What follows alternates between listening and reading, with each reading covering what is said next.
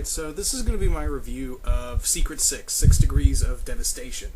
I'm reviewing this because, one, it's an awesome book and I've been meaning to review it, and two, I feel like I should review it because Secret Six is going to end on issue 36. Yeah, it's like the end of the Harry Potter movie. It's like, you can't believe it's over. It's been a fun ride. Though I'm not a Harry Potter fan, but I can understand where that, for Harry Potter fans, I can understand where they're coming from with Secret Six ending. But yeah, so more or less, this takes place right after, well, actually no, a couple months after the first Secret Six book, Villains United, which takes place after a couple, I think they said a month or maybe a whole year, a couple months or a whole year, I don't know. Anyway, this basically starts out with the Secret Six trying to bust out Deadshot from a North Korean prison camp for an assassination job he was trying to do. And that's just not, it could have been the whole story right there, but it's not. The story's a little bit bigger, it's a lot bigger than that. Now, I should also mention that, yes, Gail Simone wrote this. She's just epic with these characters, and I really hate that they're taking her off the book, and they're ending the book, period.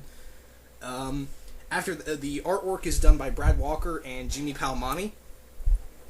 Beautiful artwork, by the way. The scenery's good, the action scenes are drawn well. It's just really good. The artwork's really good. Anyway, I just said that. I'm sorry. Yeah, so after that's the whole first issue in general. Well, the first part of the issue. But the story takes place with 6 other different supervillains going after the Six and trying to kill them separately, except Catman, who was supposed to be Solomon Grundy, but something happens to him that's very kind of embarrassing and disgusting, yet funny at the same time. I'm not going to spoil it. Deadshot gets attacked by, who was it now? Hang on, I'll look at the name right here.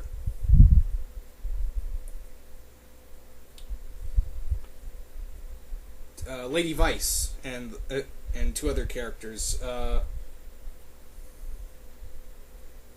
And Ragdoll gets attacked by Ibeck. And Bull and Pistolina attacks Scandal and Knockout, who she blows up Knockout, but she doesn't kill him. Kill her. Excuse me. The Six prove that they can easily take on these supervillains and beat them down. So then it comes to surmise that the team find out that Cheshire put them together and sent them out to kill them. So Catman gets the team together, and they all head out to the Himalayas to find Cheshire, who they're about to kill. But then she finds out that Cheshire had a son with Catman. And I gotta say, this is the book that made me love Catman and Deadshot. These guys are just awesome. Ragdoll I thought was pretty cool, but my 2 favorites on the team before Bane. Keep in mind, guys, this is before Bane joined the team, and the guy who they actually use in here is the Mad Hatter, who is really freaky in here. I'm not gonna lie, he's just really creepy in this book. But yeah.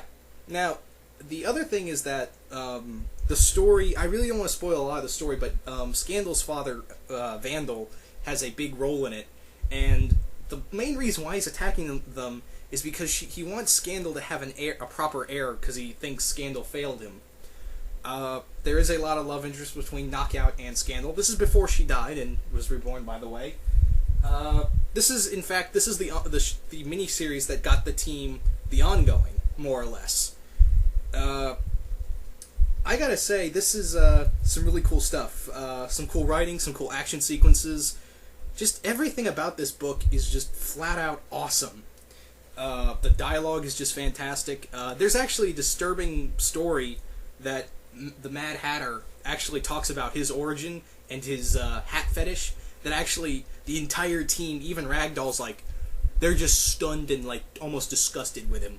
It's just awesome. There's also a really epic fight with the Doom Patrol, and I'm not even a Doom Patrol fan, but I thought that fight was just really handled well.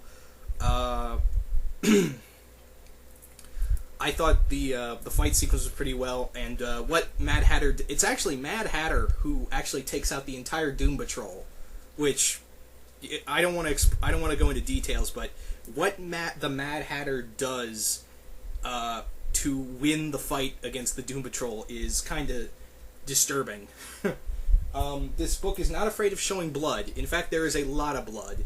And Dr. Pyscho is another big villain in here, and he's just... I never liked Dr. Pyscho, so I could care less. And actually, Mad Hatter and Dr. Pyscho get into a fight, and it's probably one of the coolest things, because Hatter just beats the crap out of him. But this also explains why the Hatter hates, the Six very much, because he thinks he found friends, and then Ragdoll pushes him off a cliff. I kid you not, that's what happens in this book. And I know I'm giving some stuff away and not giving stuff away, but it's a really good book, and I thought I'd share a lot of it, because this is if you're a Secret Six fan, this is kind of like required reading. Just like the Villains United book, which I still haven't read yet, but that's on my list, as well as the rest of the trades of the series. The only trade of the series I have is the third volume, Dances Macabre, which is the Blackest Night tie-in. And I'm sorry if you guys can hear that in the background, but... yeah, I don't know if the mic's going to pick that up. But anyway, this is most definitely a buy for me.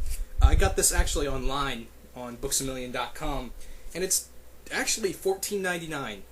I don't know, and apparently it's $17.99 in Canada. Yeah, sorry Canadians, you got to pay a little more, but that's the way it goes.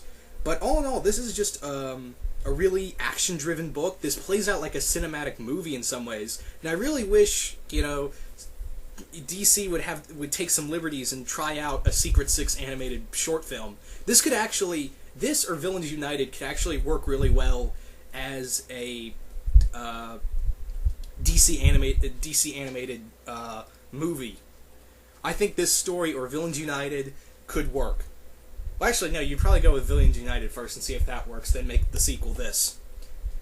But yeah, this is, all-around fun, just, dark. It's not, I wouldn't call it dark, but it does have a lot of dark humor to it. It gets bloody. This is not for kids.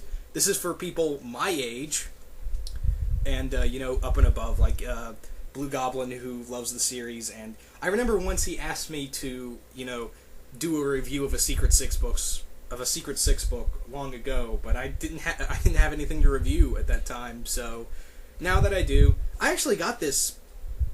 I want to say a year ago. Actually, I've had this book for a while, so I'm surprised I haven't reviewed it sooner.